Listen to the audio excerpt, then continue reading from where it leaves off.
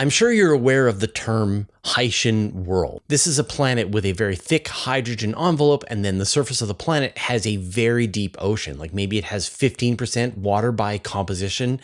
They're water world, and because they're surrounded by this hydrogen, they can potentially be habitable in a range that is much wider than what you would expect for a traditional terrestrial planet, if they exist. And although there is interesting evidence that these planets are real, such as K2-18b, there is other skepticism from the rest of the exoplanetary community about whether such a planet can actually exist. My guest today is Werlen. He is a PhD student at the University of Munich, and he's part of the Munich Exoplanets Chair. He and his team are working on simulations of these Hycean worlds, trying to measure the interplay between huge amounts of magma on a planet and water. And can this water survive, or will it be destroyed?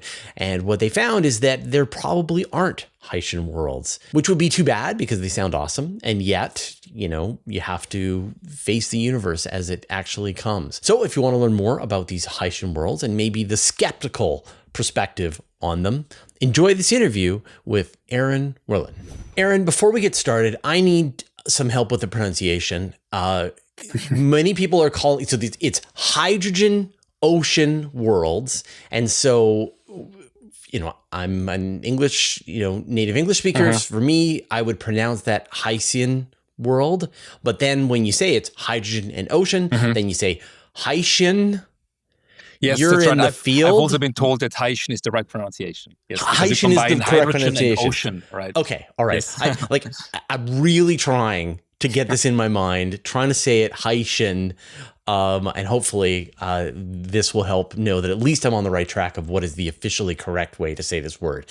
What is it, theoretically?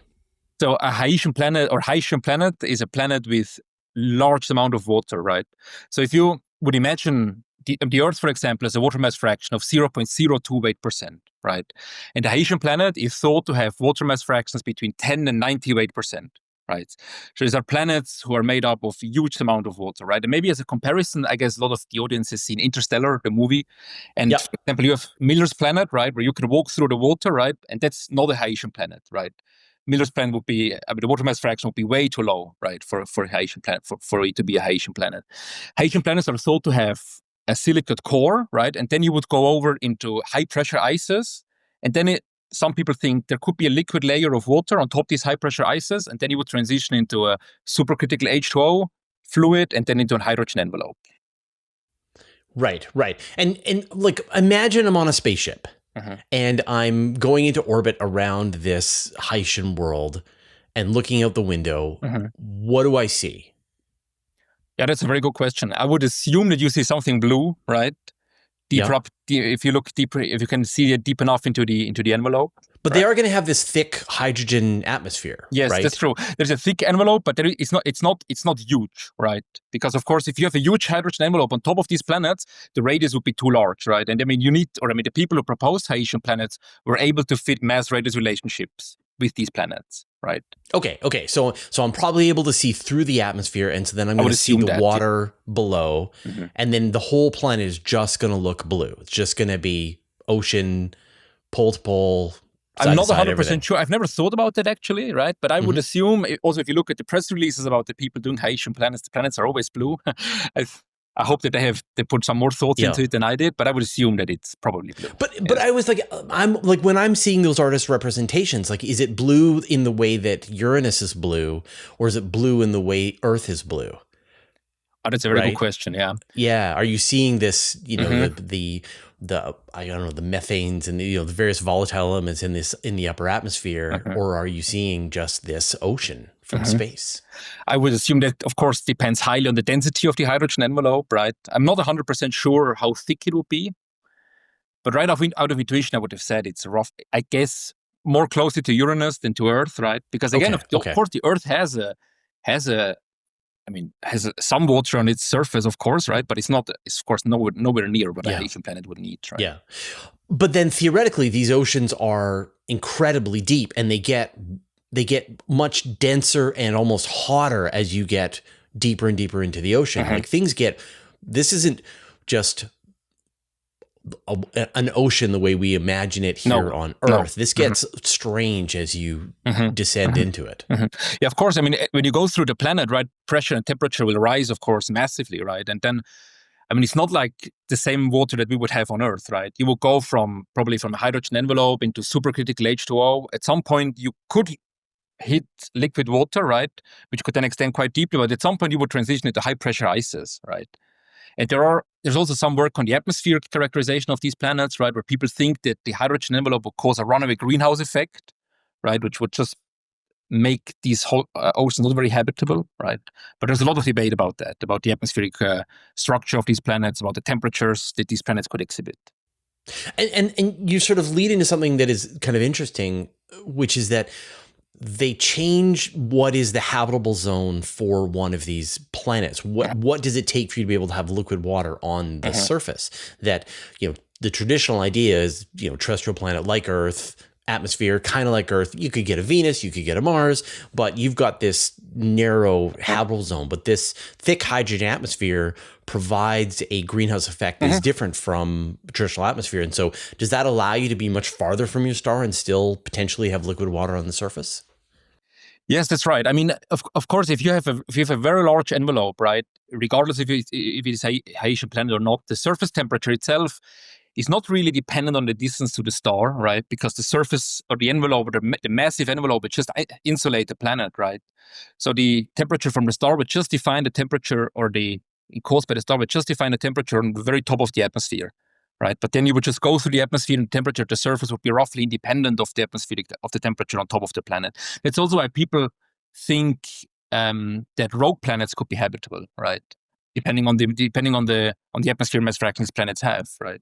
It's the same. The same is true for the solar system. There are people who think that on Europa, right, if you have large ice or liquid water deposits underneath the ice shells, you could have life even in these conditions, right? Even though you're not in the classic habitable zone, because as you said, the habitable zone is defined for Earth-like planets, right, and of course not for Sub-Neptunes, who are much larger and have very different compositions and interiors than the Earth, right? Yep. And so I think these worlds have come onto people's attention in the last couple of years, specifically with K218b as one example of one of these Hycean planets. And then we've heard even more interesting claims, the potential biosignatures detected in their atmospheres and so on. Now, what caught my attention is your work simulating these worlds and wondering, are they even possible? So give me a sense of what sort of assumptions you went into this as you were starting to build simulations. So maybe the idea of these Hycean planet formations, right, is basically that if you're far away from the star, you have volatiles that condense out, like water will condense out, right, if it's past the ice line in the protoplanetary disk, and it could then accrete large amount of water deposits, right? The water to rock ratio in the outer disk is roughly 1:1, so you could accrete up to 50% of water, right? But all of these models neglect that there is interaction between the atmosphere and the interior, because when planets form, they form hot, right? And because these collisions of these protoplanets and embryos will heat up the planet massively, right? And if you put stuff under pressure at high temperatures, it's going to chemically react, right? And the models in the past, right, they just assumed that volatiles or ices that are accreted onto the planet stay as these molecules on the planetary surface, right? And what we did is we calculated the interaction between the magma ocean or the interior of the planet and the atmosphere of the planet, right? So instead of saying, okay, we're just going to have a rock, then we're going to pour water on top of the rock, then we're going to surround the rock with hydrogen gas and call it a day, you said, well, that's not how planets work. They have magma inside, there are cycles, things are moving around. Is such a thing even feasible after long periods of time? That's a very good question. So there are many studies who look at that. I mean, we know that, as I said, right, when a planet forms, it very likely has a magma ocean, right? And these planets can be extremely hot, right? And when they accrete hydrogen from the protoplanetary disk, they're going to isolate the surface of the planet, right? And there are studies which show that these surfaces can have thousands of kelvins of surface temperature over giga-year timescales, even if they only have a few weight percent of envelope mass fraction. Right. So molten rock for billions of years Yes. on the surface. Exactly, yes. And but there are studies who challenge that assumption, right? But we think that the studies that we are referring to or that we think are most credible, they show very comprehensively, right, that these planets are very likely completely molten. Right. And so you simulated the interactions between this magma surface and any potential ocean that's trying to be on top of that. Mm-hmm. Yes. Or basically what we did is we calculated the equilibration between the atmosphere and all of the volatiles in the atmosphere with the magma ocean, right? Right. And what did you find? I mean, we find that planets can accrete large amount of water, but as soon as you account for this interaction, most of the water is being destroyed. So we end up with about maximum of 1.5 weight% of water, right? And for Hycean planets to be true, we need above 10 weight% of water. So we are roughly 1 order of magnitude lower. And maybe just to be clear, I mean, 1.5 weight% of water is still a lot of water, right? I mean, the Earth has 0.02 weight%, right? The 1.5 is still a lot of water, right? But not enough for Hycean planets. So when you say being destroyed, now do you mean like the hydrogen atoms are being broken apart and then, the water molecules are being broken apart and then the hydrogen atoms are being blown away by the solar wind? Or are they being turned chemically into other kinds of compounds or are they being absorbed into the planet? Like what's happening to the they're chemically transformed, right, into other compounds. For example, what we find is that a lot of hydrogen goes into the metal phase of the planet, so-called the planet's core, because the data that we are using, right, or the thermodynamic data that we are using suggests that a lot of hydrogen can be stored in the metal phase of the planet, right?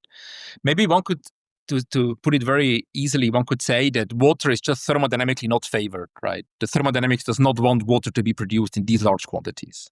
Mm-hmm, mm-hmm. But I guess if the water isn't actually removed from the planet, is there a mechanism that can make it available again later on as the cycles continue and as the planet cools down? Yeah, that's a very good question. I mean, the long-term evolution of these planets is sort of an open question. I mean, if there is a way to remove all of the hydrogen from the metal phase, again, to the surface, and it can react with the oxygen, then I can guess that you could make more water, right? But since the metal phase is incorporated deep down inside of the planet, I doubt that it will increase the water mass fraction by incredibly significant amount. And the claim that these planets even exist, that's coming from like measuring their size and measuring their density, right? Yes, that's right. Yes. Yeah. But that's hard. I mean, that's a very degenerate problem, right? Figuring out the interior composition from mass and radius is extremely hard, right? And there are many, many groups that try to do that, and it's as I said, it's a very degenerate problem, right? Right. When you say degenerate, do you mean like hard to resolve, like without enough data? I mean, there are just many compositions which can fit mass-radius relations. Right? Okay. It's hard to give me some examples, right? I measure K218b. I measure its radius using the transit method. I measure its mass. I either estimate it or I measure its mass using the radial velocity method. I can now calculate its density. I get a number that tells me it is relatively low density. That tells me, okay, maybe there's a thick hydrogen envelope and water. That would explain it. What other types of worlds would explain those observations? I mean, in our study, we did not explicitly look at the radius, but there are studies which try to fit this radius and mass also with magma oceans, right? And they are able to do that to do that in a rough sense, right? So they're also able to fit it with a magma ocean scenario, right? If I'm reminding correctly. Yeah, I have reported on this in the past, and that was that you could get a magma ocean with outgassing. You could get the Hycean world as a possibility. Like there's a bunch of different possibilities that can get you to the same result. Or mini Neptune. Anyway, there's a bunch of these that get you to that same result. That's right. Yes. And so like which one is favored? It's it's going to take better telescopes probably to sort this out. But here we are on Earth. As you said, we don't have a lot of water composition of the planet. And yet, when you go outside, most of the surface of the planet is covered in water. It feels significant when you're on the ocean. Yes. It's very deep. Yes. And so what would like you said, like what, 1.5% was sort of the limit? Yes. Like what would a 1.5% world feel like? Yeah, that's a very good question. I mean, the water mass fraction that we calculate is not only the water in the envelope, but also in the interior of the planet, right? So a lot of this water will very likely be stored away in the silicates, of the planet, right? And a lot of them will be like in gas phases in the envelope, right? And we did look at the atmospheric composition in more detail, right? And what we find is that the pressure and temperature conditions will very likely not allow for the water to be present in a separate phase, meaning in a gaseous phase. Because hydrogen and water at like not even that high pressure temperature condition will form one single phase, right? So it will not, and I mean, these planets, as I said, they have magma oceans for a very long time scale, right? Meaning that they will not have solidified surfaces, right, where water could even rain out, right? So these planets would be magma ocean planets with thick envelopes, which are, I mean, and the envelope would just be composed of a supercritical H2O fluid, right? Rather than a separate water phase. And so what do you think the implications for this are? With your simulations, you are effectively ruling out Hycean worlds as a type of world, that it's just the interactions between the magma ocean and the water. Maybe one could say we are ruling Hycean planets out if Sub-Neptunes and super-Earths have magma oceans, right? Mm-hmm. If there is a way somehow to, I mean, for this planet to like crystallize out, right, or the magma ocean to just stop existing, then again, right, you could accrete large amount of water, right, because there would be no interaction between the atmosphere and the interior, right? But we just think that's a very unlikely scenario, right, based on this formation based on the just pure of the energy of these collisions, right, which will it's hard to come up with a way of not making a magma ocean for Sub-Neptunes and super-Earth. Mm-hmm, mm-hmm. And so, what would it take for you to be wrong? What kind of observations would you love to see? That's a very good question, right? That's a big issue in the whole community, right? It's very hard to figure out a tracer in the atmosphere which would definitely tell you it's a magma ocean. There has been a paper put in the archive today by Matthew Nixon where they were able to explain the composition of the retrieved abundances for TU-70D, another Sub-Neptune, with a magma ocean scenario, right? But that's just the first step out of many, many steps, right, to really try to determine if these Sub-Neptunes and super-Earths really have magma oceans. But if there, I mean, of course, there might be a way, right, to prove that magma oceans are not a thing, right? But I'm not aware as of now that there is an easy way to do that, right? So there is definitely much more research needed, right, in that sense. And is that because you're surrounded by this envelope of gas that's obscuring your ability to do spectroscopy on the surface of the planet itself? Yeah, exactly. I mean, the spectroscopy is done at like maybe 1 to 0.01 bar, right? And I mean, the surface pressure of these planets is GPa pressure, right? So that's 10,000 bar of pressure, right? And we're just, with JWST, we can just measure the very top of the envelope, right? And then figuring out the composition at the surface from the top of the envelope is an extremely hard problem, right? And many groups are doing their best, and there have been huge advancements in the past, right? But even the JWST data and transmission spectroscopy is not, it's great, right? But it's not amazing, right? I mean, if you compare, for example, the transmission spectroscopy data for a Sub-Neptune with an emission spectroscopy data of a brown dwarf, right, the resolution is like a lot worse, right? And then trying to find these trace species like silane or CO2 or methane, right, in these hydrogen envelopes is very hard, right? Right, and so you're saying like a brown dwarf, it is warm in the infrared and so is releasing infrared radiation that's allowing me to get more information about the composition of the atmosphere with spectroscopy, while when you're watching a planet as it's transiting in front of its star, you're trying to watch it absorb light and try to get a sense of what those chemicals are. It's a totally different type of observation. You just measure the radius of the planet, right? And depending on the wavelength you observe, and you get a different radius, right? And from that you get your spectra. You need to transmission spectroscopy. So that's an extremely hard problem. And of course, it's also highly dependent on the stellar properties, right? Yes. And then most of these planets, like K218b and TU-70D, they orbit brown or like M dwarfs, right? Which are not the most stable kind of star we have in the galaxy, right? And that, of course, just further complicates the issue. Yeah.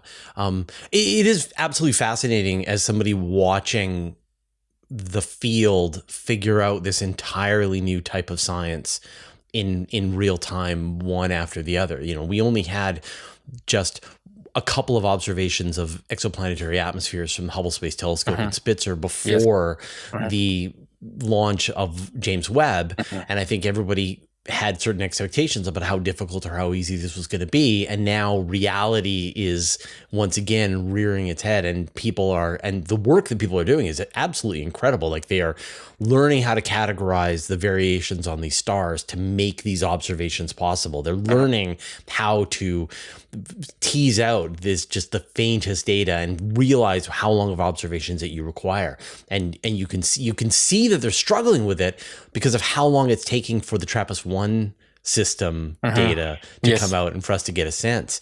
Now, this is totally unscientific, but I'd love to hear your, your instinct, your gut. Do you think that we're going to find atmospheres on planets orbiting around red dwarf stars? You mean like terrestrial planets or sub-Neptunes? Or? Yeah, terrestrial planets. Yeah, I think that's. I mean, so far, all of the super Earths and stuff that we saw, right? They are flat. They were flat lines, right? So it's extremely hard. So I'm not sure that if we can really do it for TRAPPIST. There might be a chance. There has been a recent paper, I think, about TRAPPIST-1e, right? Yeah. But the results were just not conclusive enough, right? Yeah. So I doubt that we can really do it with James Webb at this point in time. Now we're talking about your work with simulating Hycean worlds, but the simulations that you worked on kind of work with larger planets as well. So you investigated ice giants, Sub-Neptunes, things like that, mini Neptunes, super Earths. What did you find with that?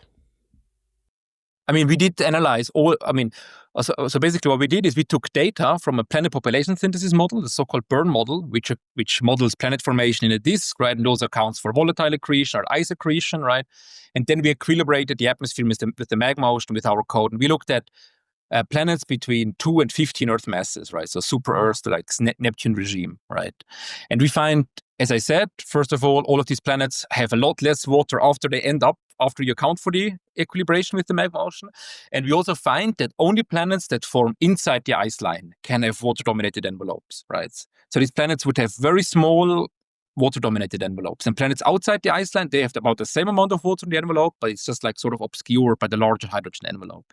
And the reason for that is basically that the accretion of hydrogen in the outer disk is much more efficient than in the inner disk because of different effects like opacities in the atmospheres, right?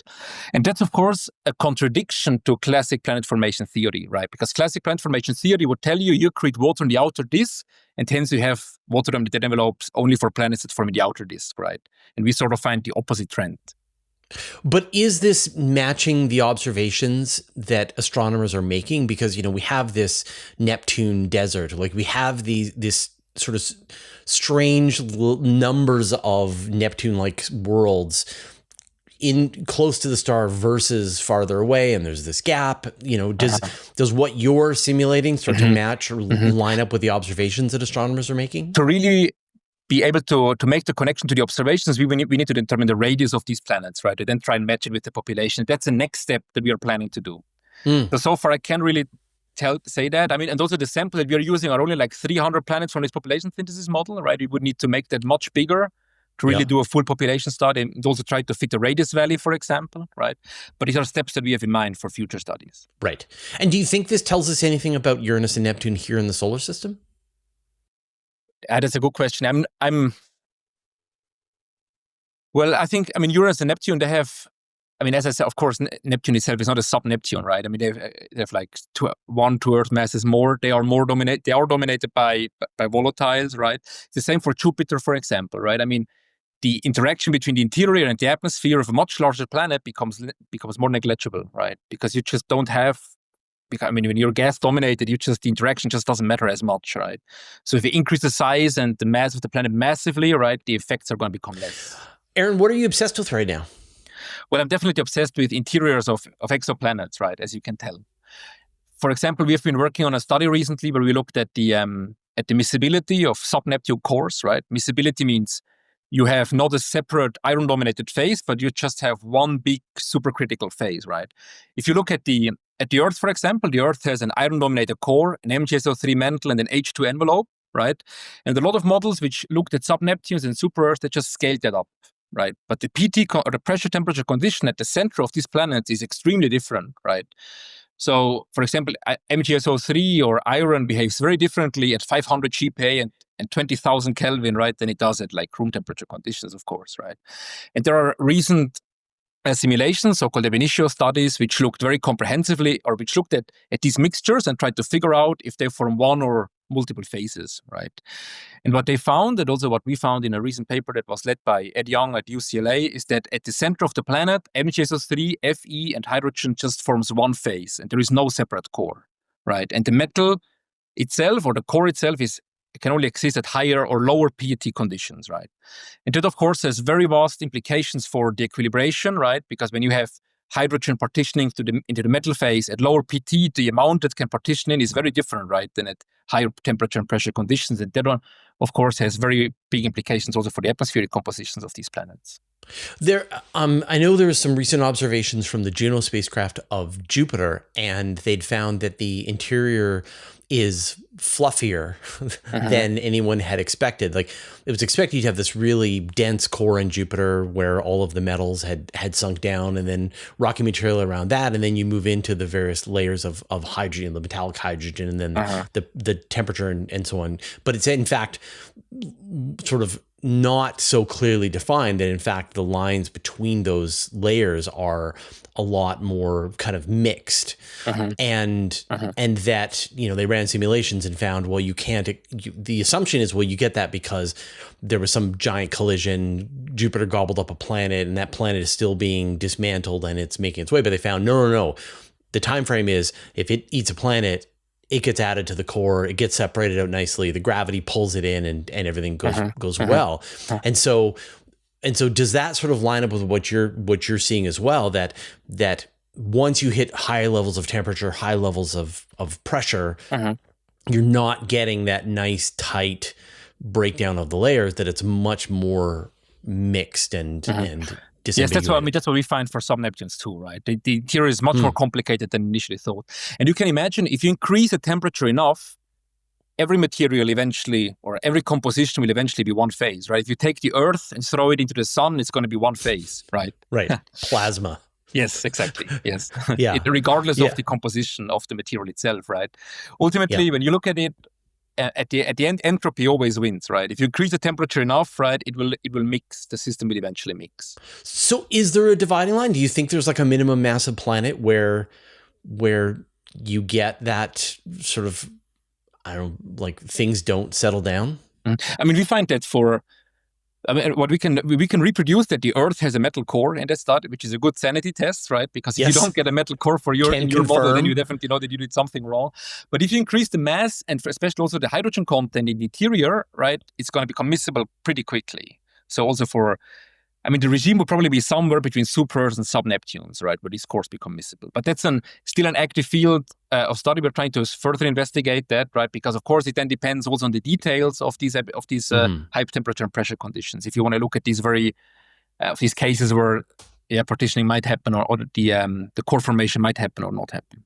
Right, but people are wondering whether, say, super-Earths are habitable,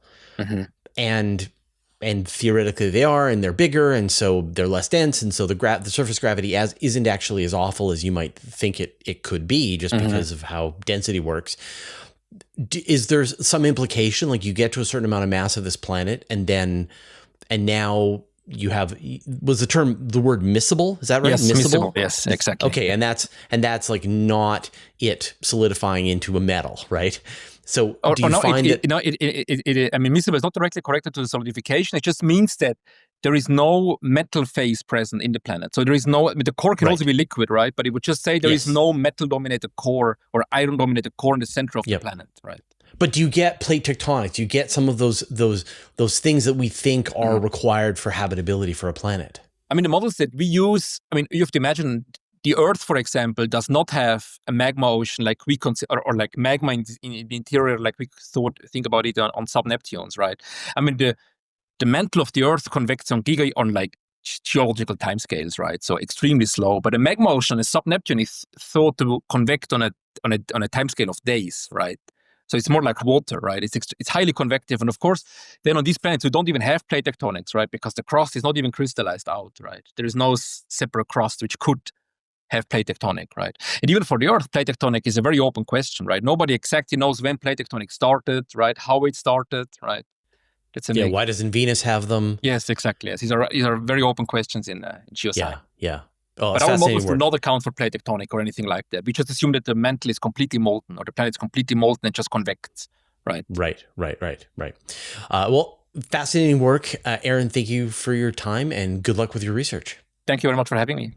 I hope you enjoyed that conversation with Aaron Werlen. Now, he has sort of gone through a couple of stages in his academic career. And so before working on exoplanet interiors, he was a visual astronomer working on tracking space debris. And I'm always interested in people who have some experience in tracking space debris. And so we had a longer conversation where we talked about his experience with that and what kind of technology and how they were finding an object a night that isn't in the existing databases, which is a little unnerving. So if you want to watch that additional interview, it's over on Patreon. It is completely for free. There's no ads. You don't have to register. You can just literally click the link in the show notes down below and go watch that version of the interview, which is longer. And that longer version will also be in our podcast. And so if you subscribe to the podcast, you can get that there as well.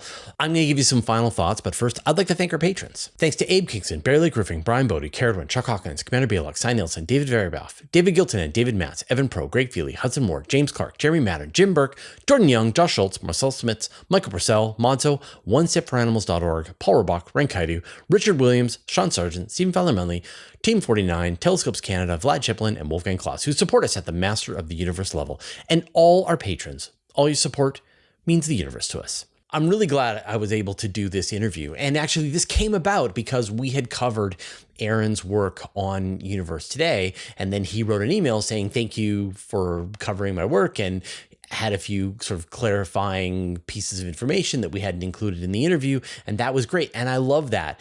And, you know, I really enjoy interviewing people who are directly working on this research. And I especially want to try and showcase the people who are earlier on in their careers, people who are PhD students or people who have just received their PhD and are now early on in the field. I find, you know, they're enthusiastic, they have their hands directly in the work and are often very good representatives for the work that we're doing. And so, you know, if you're watching this and you are an academic researcher and you see us cover stuff on Universe Today, consider that an invitation to be interviewed. And I think for a lot of people who are in your work and in research, you feel this interest in doing some kind of science communication and outreach, that, you know, you're doing this work and you know it is important to be able to communicate and this information out to the public.